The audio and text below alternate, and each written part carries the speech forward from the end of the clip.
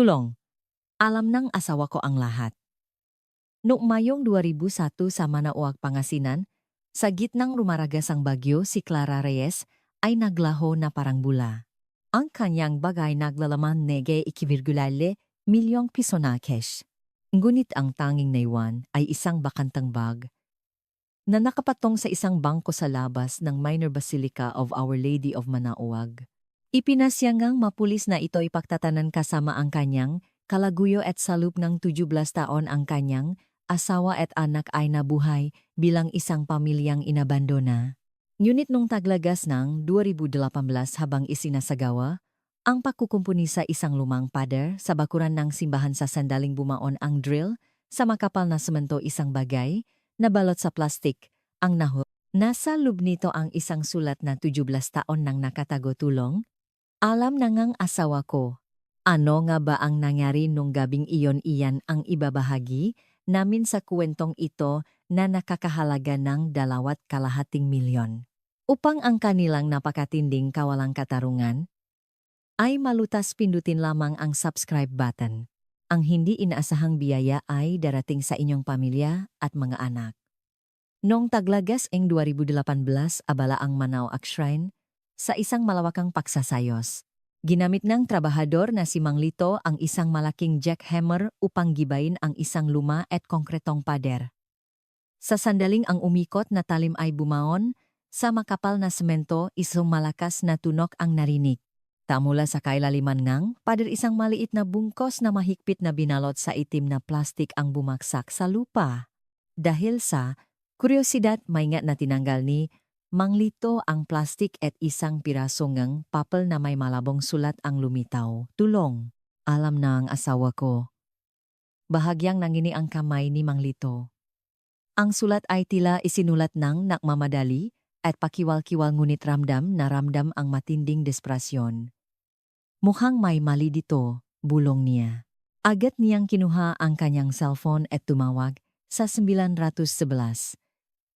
Makalipas ang isang oras dumating ang scene of the crime operative Soko mula sa Pangasinan Provincial Police Office.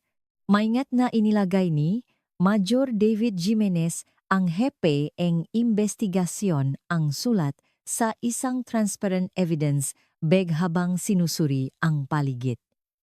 Ang konkretong pader kung saan natakpuan ang sulat ay mukhang napakatanda na. Kailan pa itinayo ang pader na ito, tanong ni Mayor Jimenez kay Mang Lito.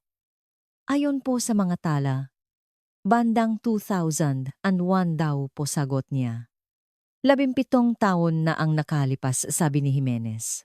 Matapos ang paunang pagsisiyasat sa lugar ipinadala ni Jimenez ang sulat sa PNP Crime Laboratory para sa masusing pagsusuri.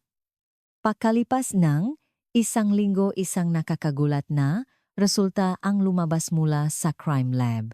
Batay sa antas ng pakupas ng papel at oksihenasyon ngang tinta na tukoy na ang sulat ay nakakulong sa isang selyadong lugar sa loob ngang hindi bababa sa 15 taon.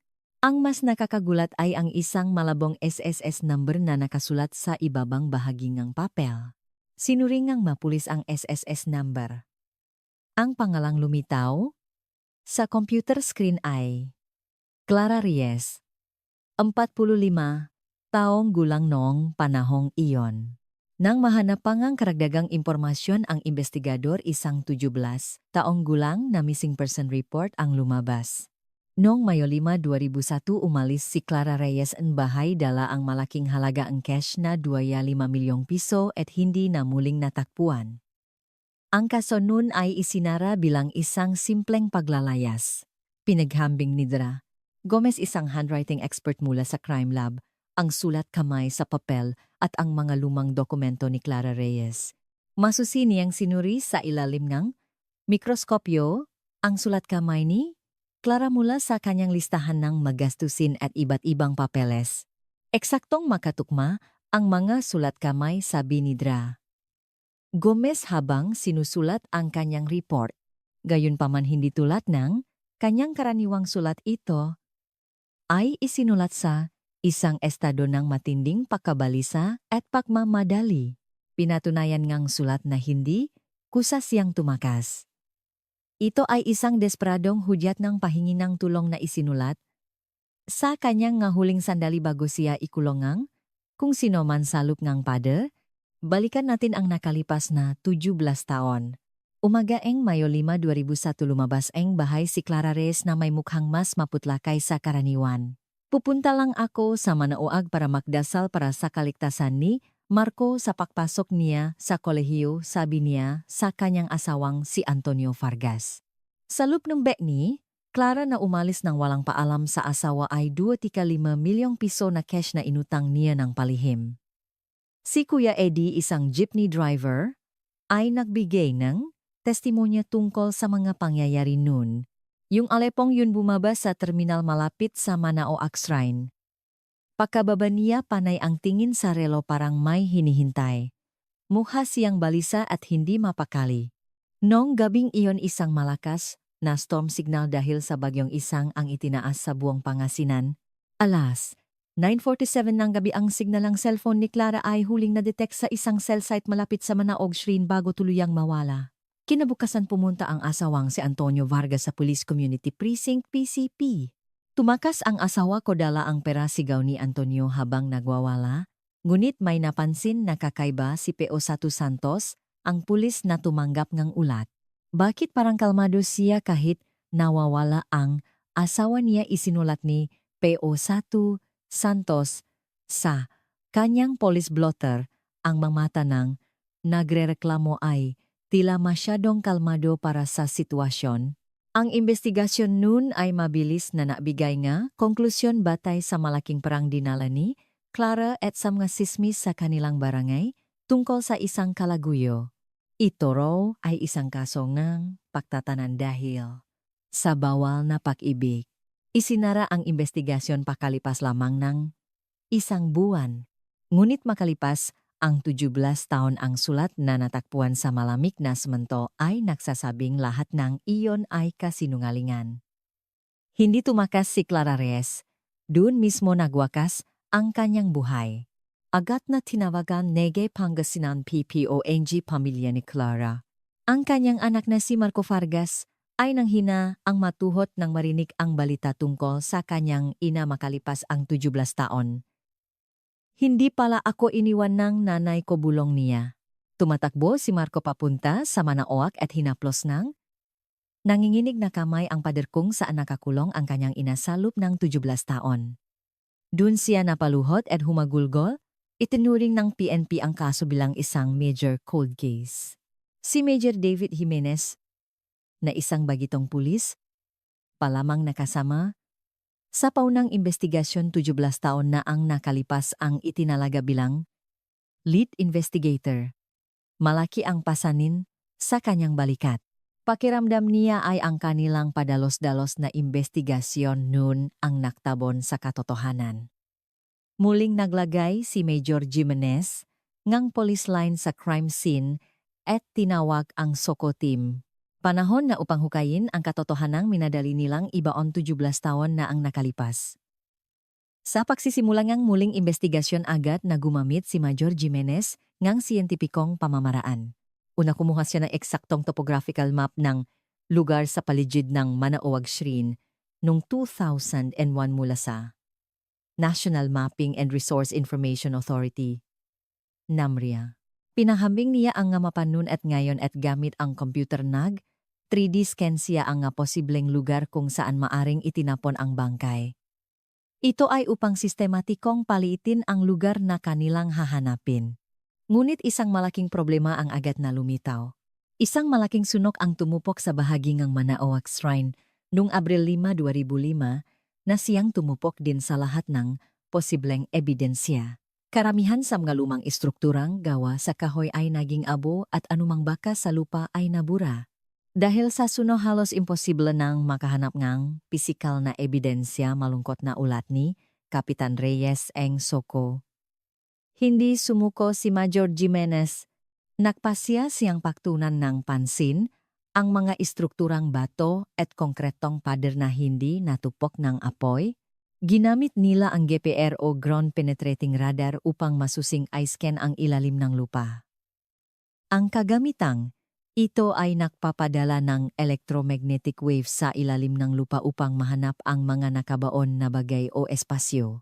Ngunit ang masamang kondisyon ng panahon noong araw ng krimen ay lalong nagpahirap sa investigasyon. Ang bagyong si Isang ay nagbuhos ng higit sa 300 mm ulan sa loop lamang ng isang gabi. Anumang bakas tulad ng yapa marka ng gulong o dugo na maring mayunay sa krimen ay tinangay nangang baha. Parang tinulungan pa ngang kalikasan ang kriminal para makagawa ng perpektong krimen bulong ni Major Jimenez. Muling pinuntahan ng team ang asawa ni Clara na si Antonio Vargas. Sa loob ng 17 taon isinara ni Antonio ang kanilang maliit na karinderya at Najing Lasenggo. Para sa mga kapitbahay siya ay isang kaawa-awang lalaki na iniwan ng asawa.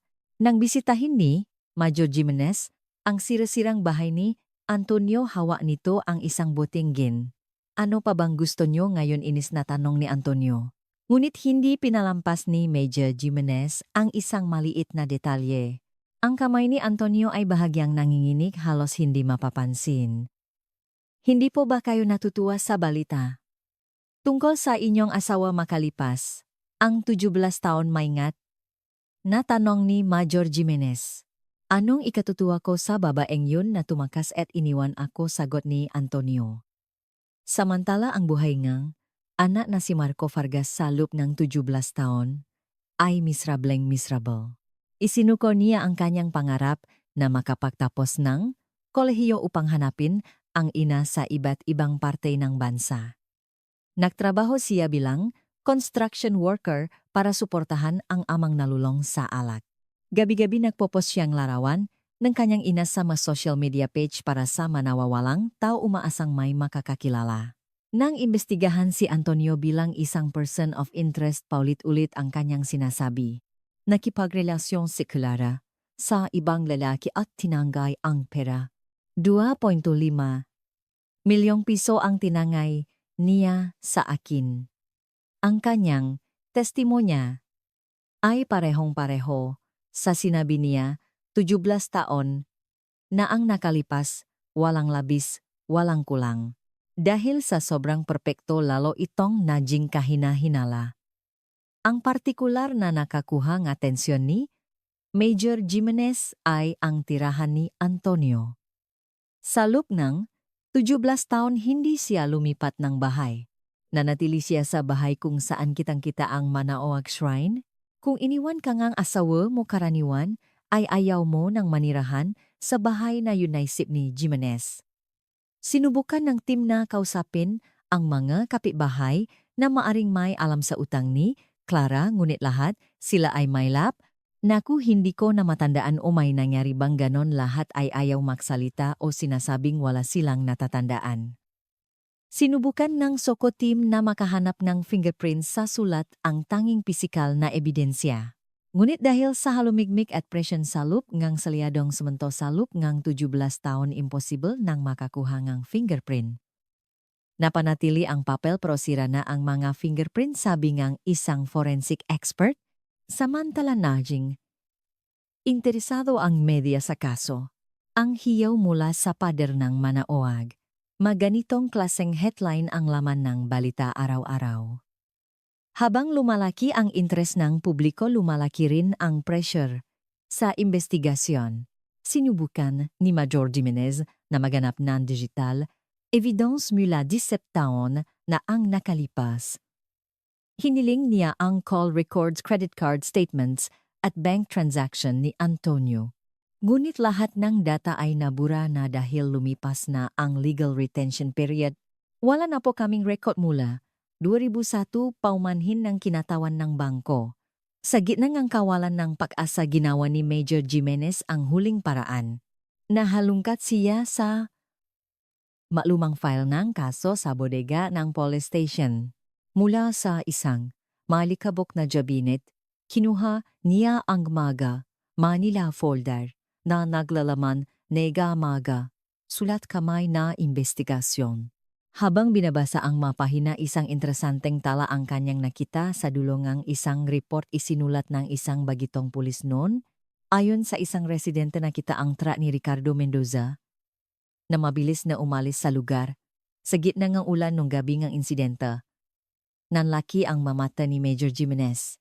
Ito ang unang pagkakataon na lumitaw ang pangalang Ricardo Mendoza sa investigasyon. Sa sandaling lumabas ang panggalang Ricardo Mendoza, agad na nagsimula ang masusing background check si Major Jimenez. Batay sa mga sismis noon na mayroon siyang relasyon kay Clara, si Ricardo Mendoza ang naging kanilang pangunahing suspek. Sa kasalukuyan si Ricardo ay isang matagumpay na negosyante may-ari ng isang malaking construction company.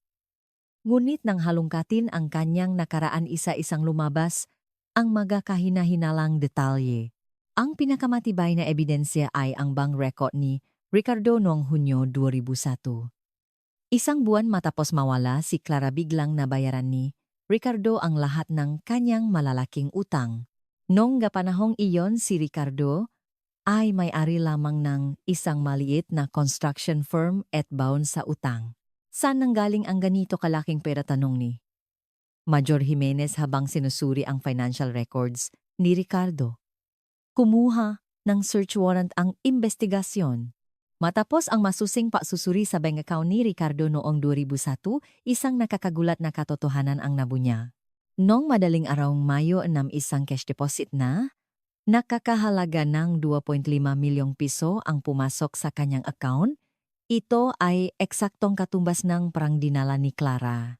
Ipinatawag ni Major Jimenez si Ricardo para sa isang investigasyon.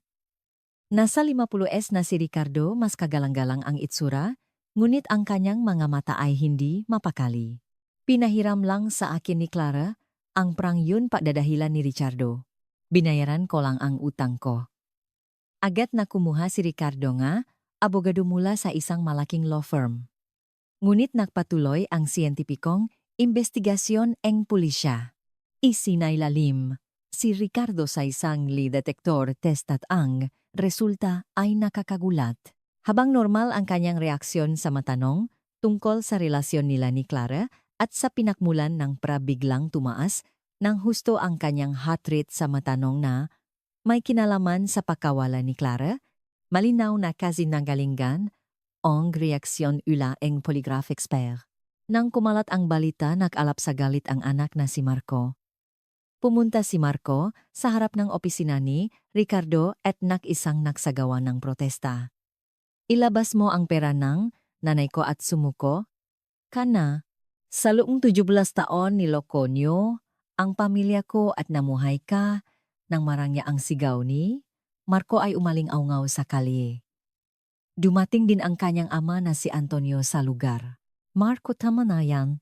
Sabi ni Antonio na tila pinipigilan ang anak, ngunit sa loob-loob niya ay masusing pinagmamasdan ang sitwasyon. Nagpiesta ang media sa kuwento. Taksil na kalaguyo ang katotohanang nabunyak pagkatapos ang 17 taon, ganitong ma-headline ang lumabas. Biglang naging isang walang-awang mamamatay tao si Ricardo sa mata ng publiko at ang mga comment section sa internet ay puno ng galit laban sa kanya. Nahanap pang ang karagdagang ebidensya ang mga investigador, bagamat nabura, na ang mga vehicle records, nagtagumpay silang i-recover ang isang lumang larawan mula sa isang speed camera sa highway. Malabo man nakita ang truck ni Ricardo na patungo sa direksyon ng Manaoak noong gabi ng insidente. May physical evidence na tayo, sabi ng mga investigador. Humingi ng arrest warrant ang piskalya para kay Ricardo. Ngunit may problema, hindi pa natatakpuan ang bangkay ni Clara at kulang ang direktang ebidensya tulad ng murder weapon. Circumstantial evidence lang yan, maring mahirapan tayong ikulong siya, sabi ng piskal. Sa mga sandaling, iyon pinuntahan ni Antonio si Major Jimenez. Umiyak si Antonio habang nagmamakaawa. Major, matagal nang pinagnanasaan ni Ricardo ang asawa ko. Alam niya ng buong barangay. Sana mas naging mahigpit ako nun. Tumulo ang luha mula sa mga mata ni Antonio, ngunit may naramdamang kakaiba si Major Jimenez. Para itong isang pag-arte, sa uli na resto si Ricardo. Sa kulungan patuloy niyang iginit na wala siyang kasalanan. Kinuha ko lang ang pera. Hindi ako pumatay, ng tao ngunit walang naniwala sa kanya. Lahat ng circumstantial evidence ay nakaturo sa kanya. May napansin na kakaiba. Si Major Jimenez sa testimonya ni Ricardo. Masyadong detalyado at partikular ang kanyang mapaliwanag. Para sa isang taong nagsisinungaling, masyado niyang naalala ang maliliit na detalye. Parang may kulang na piraso sa puzzle na ito naisip ni Jimenez at muli siyang bumalik sa Manaoag. Samantala sa bahay mag-isang nanonood ng TV si Antonio. Ibinalita ang pag-aresto kay Ricardo. Isang bahagyang ngiti ang gumuhit sa mga labi ni Antonio. Ayan na bulong niya. Ngunit sa pagkakataong iyon nasaksihan, itong kanyang anak na si Marco. Papunta si Marco sa kusina para uminom ng tubig nang makita niya ang ekspresyon ng kanyang ama at nanigas siya sa kinatatayuan. Hindi ito tuwa dahil nahuli ang pumatay sa kanyang ina kundi isang masamang kasiyahan. Sa unang pagkakataon nakaramdam si Marco ngang hindi may paliwanag na takot sa kanyang ama. Isang malamig na kaba ang gumapang sa kanyang dibdib. Sa lumong investigation team tila tapos na ang kaso. Karamihan sa kanila ay kumbinsido na si Ricardo ang salaring. Ngunit si Major Jimenez lamang ang mayroong pahinga pagidududa. Hanggat hindi natatakpuan, ang bangkay hindi patapos ang kaso paalala niya sa kanyang nga kasamahan. Habang si Ricardo ay nakakulong lalong tumibay ang teorya na siya lamang ang gumawang krimen.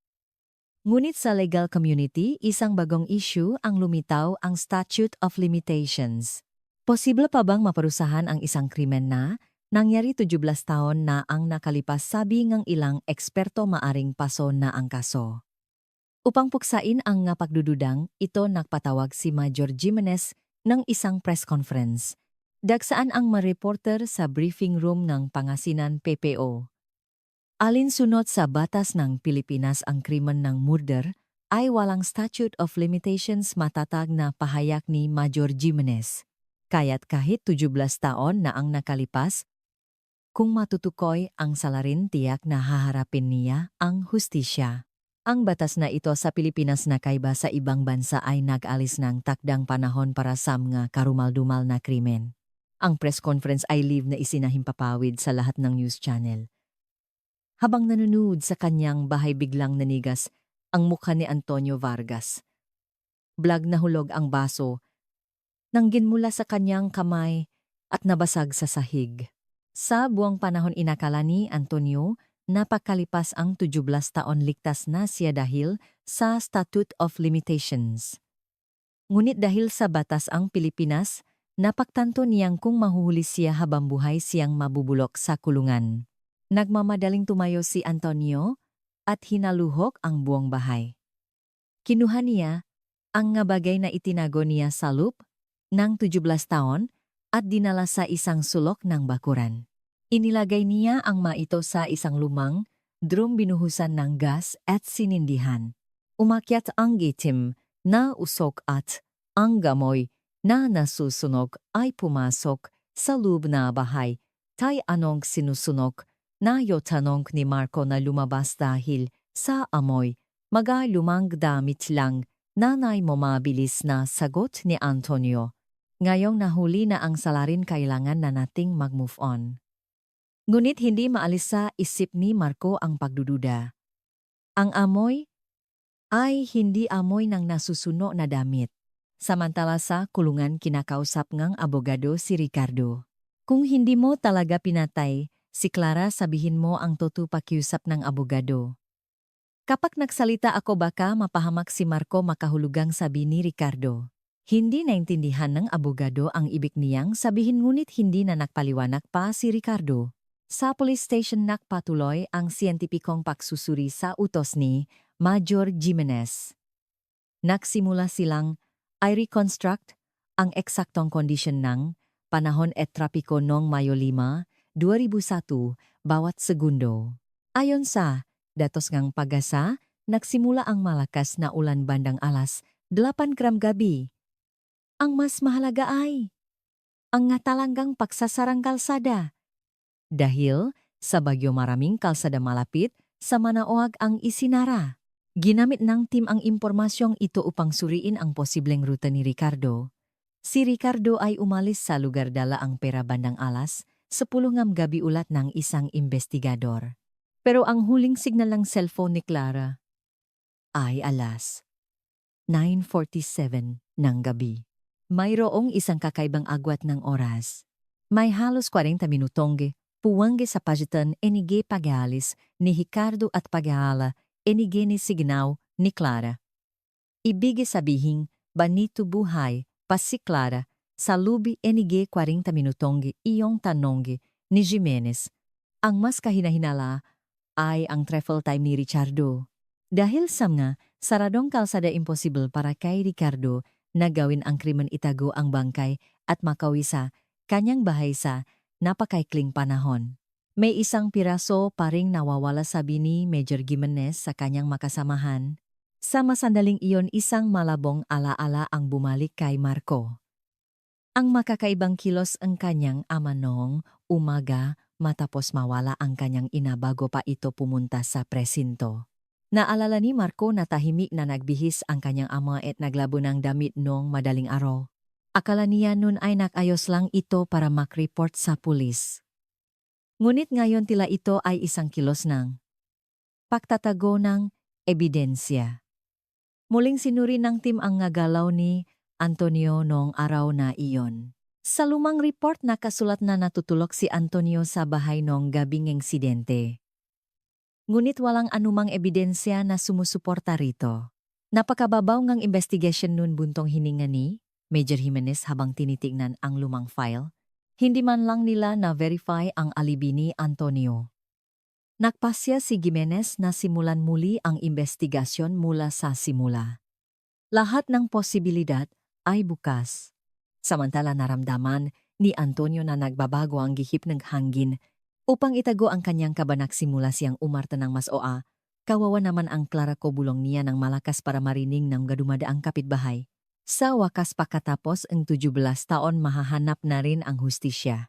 Ngunit ang pag-arte ni Antonio ay lalong nagiging hindi natural. At si Marco ay lalong nakakaramdam ng malaking pagkailang sa kilos ng kanyang ama. Makalipas ang 1 linggo sa kulungan hindi na kinaya ni Ricardo Mendoza ang pressure dahil sa walang tigil na ulat. Nege media. Batikos nege publiko at pagdurusa.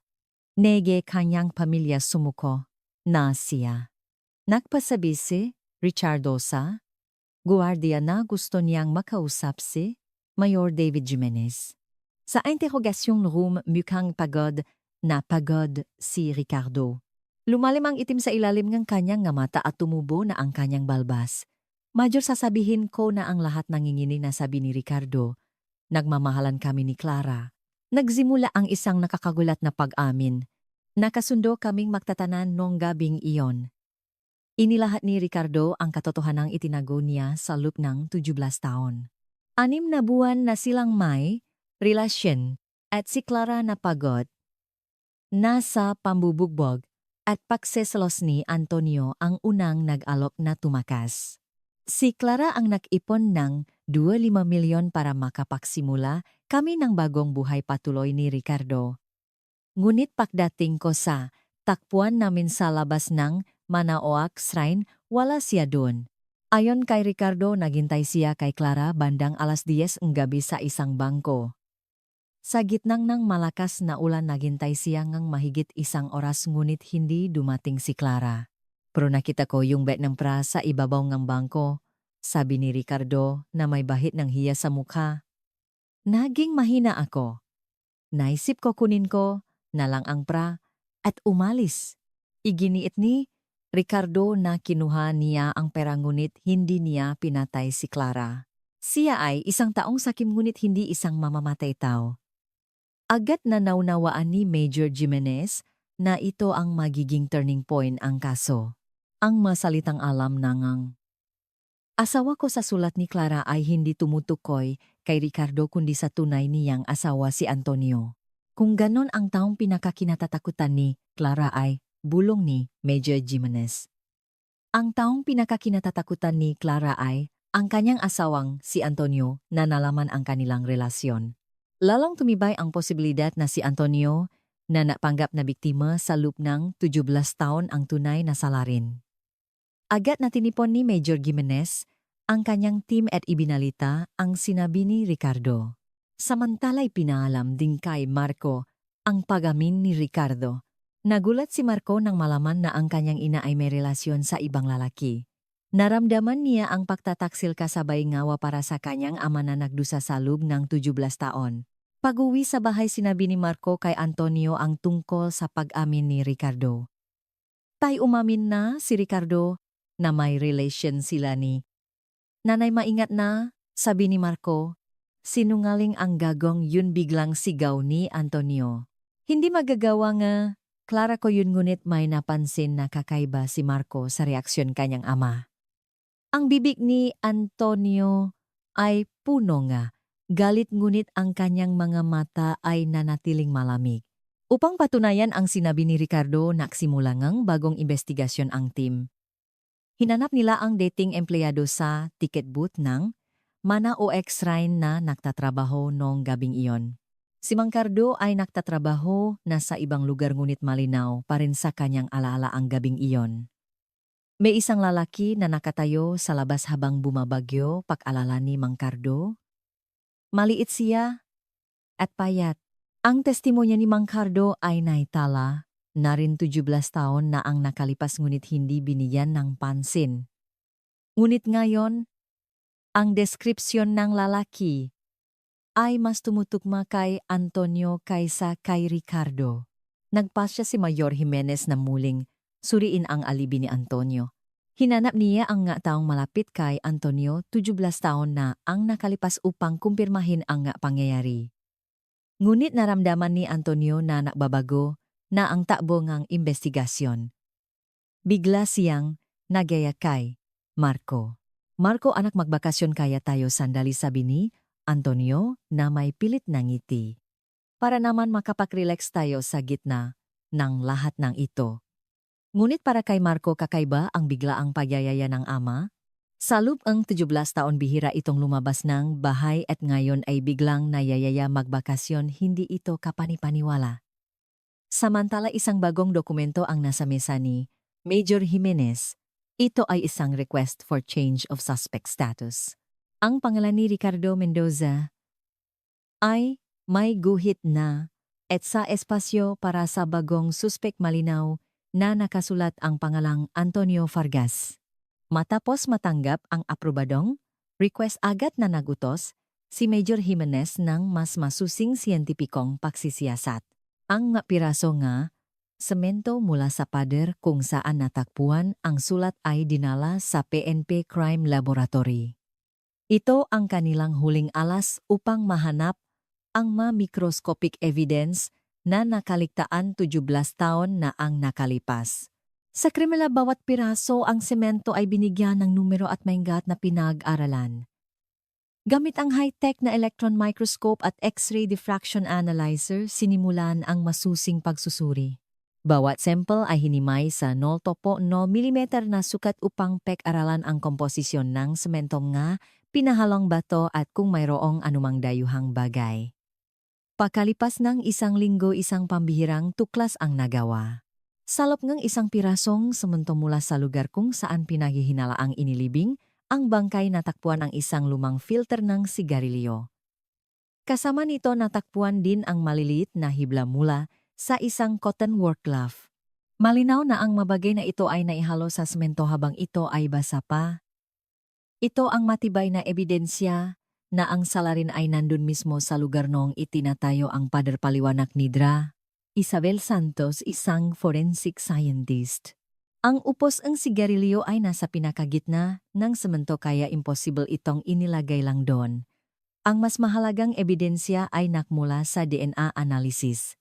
Noong 2001 limitado pa ang teknolohiya ngunit sa ngayon nagtagumpay silang makuha ang laway mula sa filter ng sigarilyo. Parehong mitochondrial DNA at Y chromosome DNA ang nakuha dahil sa magandang kondisyon nito. Agad na humingi si Major Jimenez ng warrant para kumuha ng DNA sample mula kay Antonio. Kinuha nila ang lumang sepilyo at shaver ni Antonio mula 17 taon na ang nakalipas at ipinadala sa crime lab. Pakalipas ng 3 araw lumabas ang resulta, 99.99% match sabi ng DNA expert. Sa onalte genetic markers lahat ay tumugma.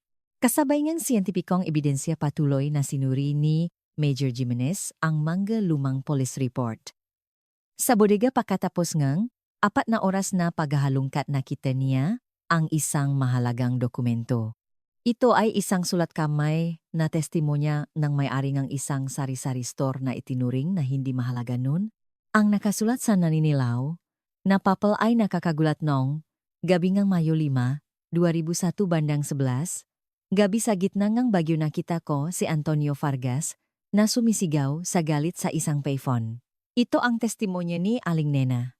Malakas ang ulan pero sinigurado kong tingnan kung sino at si Antonio nga iyon.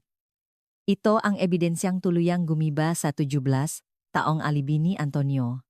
Lagi niyang sinasabi na natutulog lang siya sa bahay noong gabing iyon.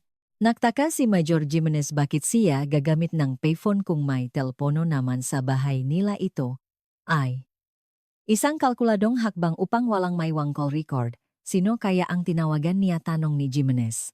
Malamang isang pekeng tawag para palabasin si Clara Hulangang isang investigador. Sa karagdagang investigasyon nalaman nila ang nakaraan ni Antonio.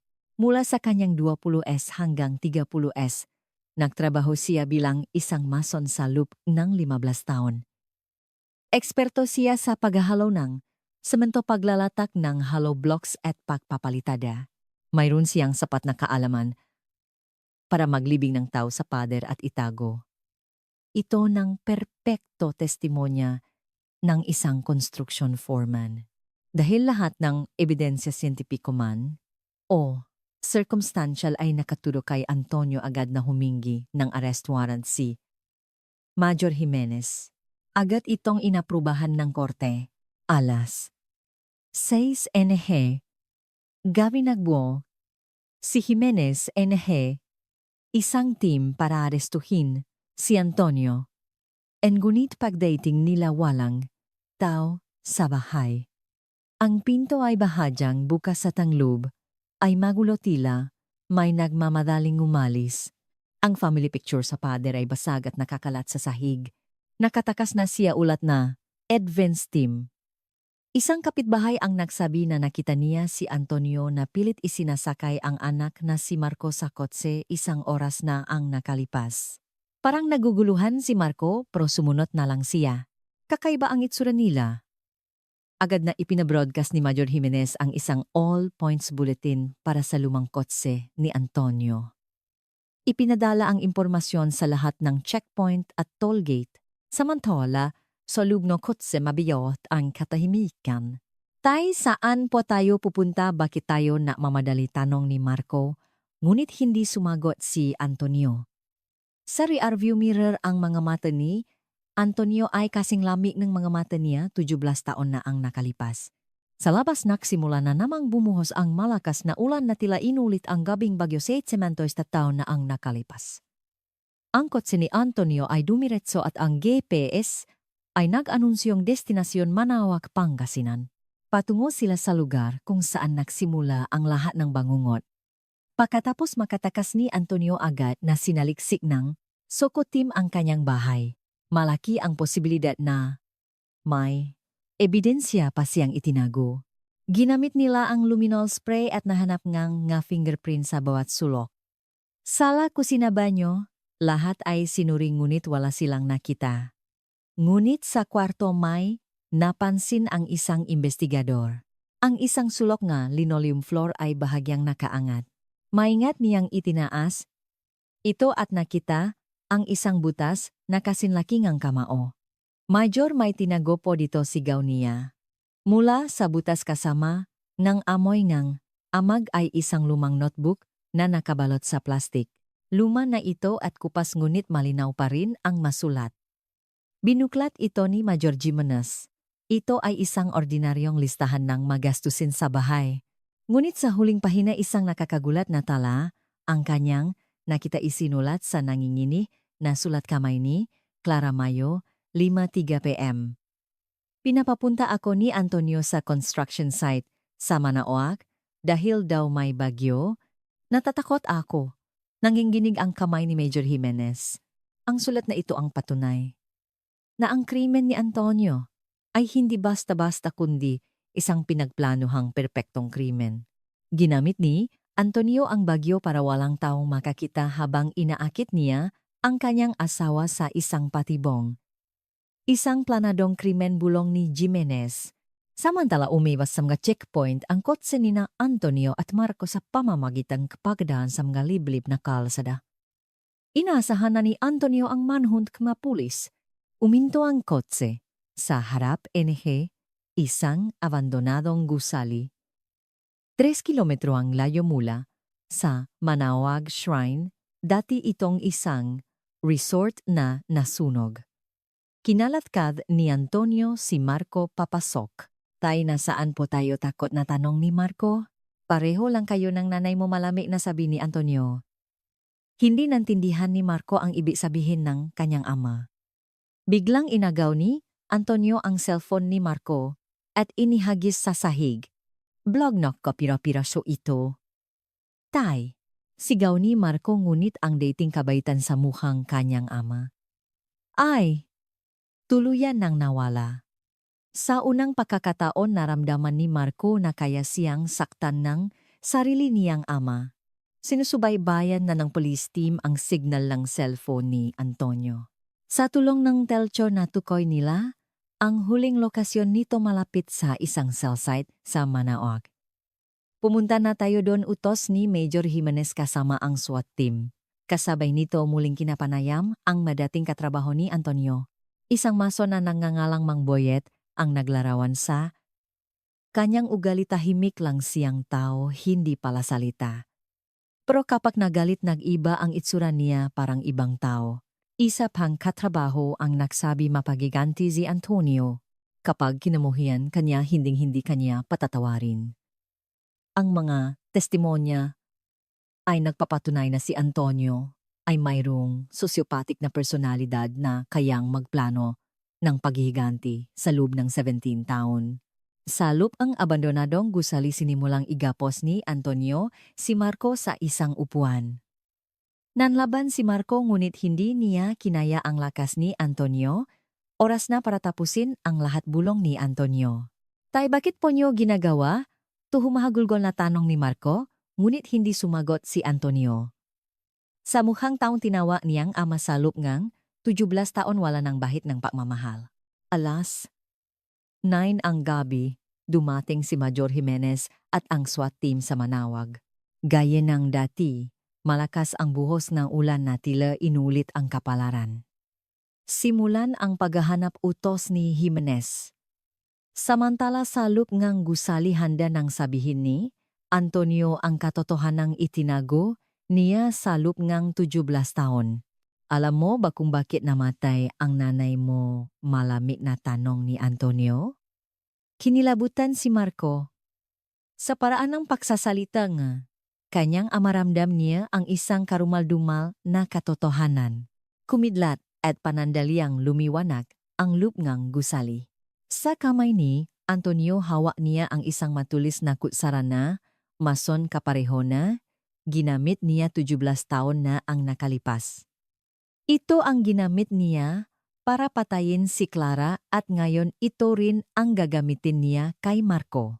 Sa loob NG abandonadong gusali umupo si Antonio sa harap ni Marco. Mula sa kanyang bulsa kinuha niya ang isang lumang sobre. Hindi kita kadugo sigaw ni Antonio na may halong kabaliwan. Inihagis niya ang isang papel sa mukha ni Marco. Nakasulat sa papel DNA paternity test result. May petsang Mayo 3, 2001 at malinaw na nakasaad ang resulta paternity exclusion. Hindi makapagsalita si Marco. Ang taong kinilala niyang ama sa loop na 23 taon ay hindi niya tunay na ama. Anak kasalabas ni Ricardo Mendoza umalingaw-ngaw, ang boses ni Antonio Puno, ang 17 taong galit. Naging blanko ang isip ni Marco. Ang kanyang pagkatao mismo ang ebidensya, ang pagtataksil, ang kanyang ina, at ang katotohanan iyon. Ang naging dahilan ng kanyang kamatayan. 2 araw bago mawala ang nanay mo nakuha ko ang resulta malamig na sabi ni Antonio. Mula nang ipanganak ka may kakaiba na. Hindi kita kamuha. Hindi kita kaugali. Lihim na kumuha. Si Antoniong buho ni Marco at ipinasuri. Nang may sip kong 17 taon akong nakmukhang tanga sa pag-alaga ng anak ng iba halos mabalif ako sabi ni Antonio na may apoy sa mamata. Ang babaeng nakdala ng anak ng iba tatakasan pa ako dala ang pera ko hindi ko mapapatawat ang babaeng. Yun at lalo na ikaw ito ang tunay na motibo ni Antonio. Hindi lang ito selos kundi pahihiganti sa pagtataksil sa kanyang lahi. Doon napagtanto ni Clara na alam ng asawa niya ang lahat kaya isinulat niya ang despradong sulat. Nanginginig na nagtanong si Marco kung ganun bakit niyo pa po ako pinalaki isang nakakakilabot na tawa ang kumawala kay Antonio. Para panoorin kang magdusa, iyon ang pinakamatamis kong paghihiganti. Inamin ni Antonio na sa loob ng 17 taon tuwing nakikita niyang nalulungkot si Marco sa paghahanap sa ina nakakaramdam siya ng ligaya. Ang paghihirap ni Marco ay ang kanyang kabayaran. Tuwing namimiss mo ang nanay mo gumagaan ang pakiramdam ko sabi ni Antonio na may demonyong ngiti. Ang sakit na nararamdaman mo yun ang paghihiganti ko. Ito ang tunay na mukha ni Antonio isang sosyopath. Sa loob ngang 23 taon pinalaki niya si Marco ngunit sa puso niya puro paghihiganti ang naron. Gumuho ang mundo ni Marco. Ang pagmamahal na akala niya itoto ay pawang kasinungalingan. Isa lamang siyang kasangkapan sa paghihiganti ngang pumatay sa kanyang ina. Kasalanan ko pala na ipinanganak akwagulgol ni Marco. Biglang may umalingaunggaw na boses mula sa labas. Antonio Vargas, pulis ito palihit ka na. Sumuko ka, na boses ni Major Jimenez. Ginamit ni Antonio si Marco bilang panangga at lumapit sa bintana tinutok ang kutsara sa lik nito. Lumapit kayo at papatayin ko rin tong anak sa labas nato sigaw niya. Kasabay, nito isang kaguluhan ang nangyari sa labas. Si Ricardo Mendoza ay dumating at pilit na pumapasok sa police line. Ang anak ko huwag, niyong saktan sigaw niya, punong desperasyon at galit. Anak ko si Marco pinigilan, siya nga mapulis ngunit nakpumigla siya, 23 taon niyang hindi alam na may anak siya, at ngayon ay nasa panganib ito. Parangawan niyo na iligtas niyo, ang anak ko ang sigaw ni Ricardo ay umabot sa loob. Nang makita ni Antonio si Ricardo tuluyan na siyang nawala sa sarili. Dahil sa iyo nasira ang buhay ko sigaw ni Antonio. Sa sandaling natuon, ang atensyon ni Antonio kay Ricardo, ginamit ni Marco ang pakakataon. Pilit niyang kinalas ang tali at sinugod si Antonio. Kasabay nito binasa ni Major Jimenez ang bintana at pumasok kasama ang SWAT team. Winasiwas ni Antonio ang kanyang sandatang ngunit isang taser ang tumama sa kanyang dibdib. Bumaksak si Antonio habang nangingisay. Kahit nakahandusay, napatuloy siyang nakmumura kina Richardo at Marco. Dahil sa inyo to kahit mamatay ako hindi kayo magiging masaya habang kinakadenahan siya patuloy ang kanyang sumpa. Si Marco ay tulala, tinatanggap ang mapait na katotohanan ng kanyang buhay. Sa interrogation room sa wakas ay umamin si Antonio Vargas sa lahat. Isinalaysay niya ang karumal-dumal na pangyayari 17 taon na ang nakalipas. Gabingang Mayo 5, 2001, sa gitnang ng bagyong Isang. Ang construction site sa Manaoag ay madilim at walang katao-tao. Tinawagan niya si Clara para tulungan siyang ayusin ang mga materyales. Dinala niya si Clara sa isang malayong sulok at hinarap ito gamit ang DNA test result. Nakmakaawa si Clara, ngunit itinulak siya ni Antonio sa isang siwang sa pagitan ng mapader na pakbubuhusan ng semento. Sa gitna ng ingay ng bagyo walang nakarinig sa kanyang masigaw. Dahan-dahan binuhusan ni Antonio ng semento ang kanyang asawa habang ito ay buhay pa. Nanigarilyo pa siya habang pinapanood itong malunod sa semento. Sa huling sandali na isulat ni Clara ang sulat at isiniksik sa siwang. Pagkatapos tinapos ni Antonio ang kanyang obra maestra at umarte na parang walang nangyari. Isang perpektong plano, hindi ba mayabang na sabi ni Antonio sa mga investigador, kahit kalikasan ginamit ko. Nasuklam ang mga pulis sa kanyang kawalan ng konsensya.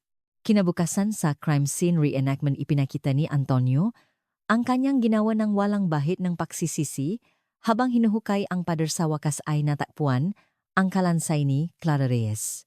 Pagkatapos ng 17 taon na silayan niya muli ang liwanag. 6 na buwan ang lumipas hinatulan si Antonio Vargas ng habang buhay na pagkakakulong. Si Ricardo Mendoza naman ay nakulong 2 taon para sa kasong estafa. Lumuhod si Ricardo sa harap ni Marco at humingi ng tawad, ngunit tinalikuran siya ni Marco. Ang salitang ama ay naging simbolo ng sakit at pagtataksil para sa kanya, isang simpleng libing ang idinaos para kay Clara. Sa burol naroon si Marco, ngunit tila wala ang kanyang kaluluwa. Pagkatapos ng libing, ibinigay ni Major Jimenez kay Marco ang orihinal na sulat. Iniisip ka nanay mo hanggang sa huling sandali, sabi ng Major. Ang pagmamahal niya sa iyo, yun ang totoo. Makalipas ang ilang araw, bumalik si Marco sa Manaoag. Sa dulongeng, isang bangin kung saan tanaw ang dagat, inilabas niya ang sulat. Sinindihan niya ito gamit ang isang lighter. Nay, sa susunod na buhay, huwag na kayong maging ina o asawa. Maging masaya na lang po kayo para sa sarili nyo. Huwag na po kayong magmahal. Ang abo ay tinangay ng hangin patungo sa dagat. Ang huling hiyawng kanyang ina ay naglaho na sa langit. Ilang taon ang lumipas. Sa isang bahay ampunan sa Maynila, may isang binatang tahimik na nagboboluntaryo. Ang pangalan sa kanyang name tag, Marco Vargas. Mayroon pa ring bakas ng sakit sa kanyang mukha, ngunit sa pagtulong sa iba, dahan-dahan niyang hinahanap ang kahulugan ng kanyang buhay. Hindi na siguro maghihilom ang kanyang nga sugat, ngunit patuloy siyang nabubuhay sa kanyang sariling paraan. At sa kanyang nga kilos may isang bahagyang kislap ng pag-asa para sa hinaharap. Ito ang pagtatapos mahabang paglalakbay sa kasong Manaoag.